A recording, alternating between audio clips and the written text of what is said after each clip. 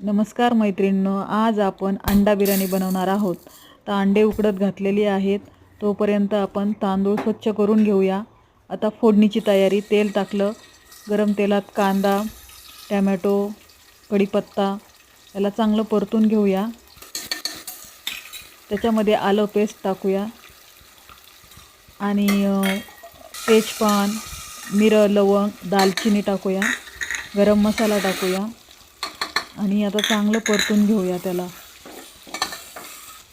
छानपैकी आपला मसाला छान शिजतोय। त्याच्यात आता कोथिंबीर टाकूया आणि अजून एकदा परतून घेऊया आणि त्याच्यामध्ये आपण उकडून घेतलेले अंडे टाकूया। त्याला पण चांगलं गरम मसाल्यामध्ये परतून घ्यायचे छानपैकी। आपला मसाला आता छानपैकी शिजला आहे। त्याच्यामध्ये पाणी टाकूया। आता हे तांदूळ स्वच्छ करून घेतलेत, ते आपण गरम पाण्यामध्ये टाकून देऊया फोडणीच्या। चवीनुसार मीठ, छानपैकी आता हलवून घ्यायचं।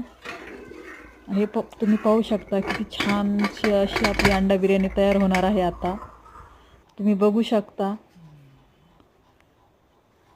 आपली अंडा बिर्याणी तयार झाली आहे। हे पहा, छानपैकी सुगंध येतोय त्याचा, छान झाली आहे। तुम्ही पण नक्की ट्राय करा आणि कशी झाली ते मला कमेंट बॉक्समध्ये सांगा। कविता रेसिपीला फॉलो करा। थँक्यू।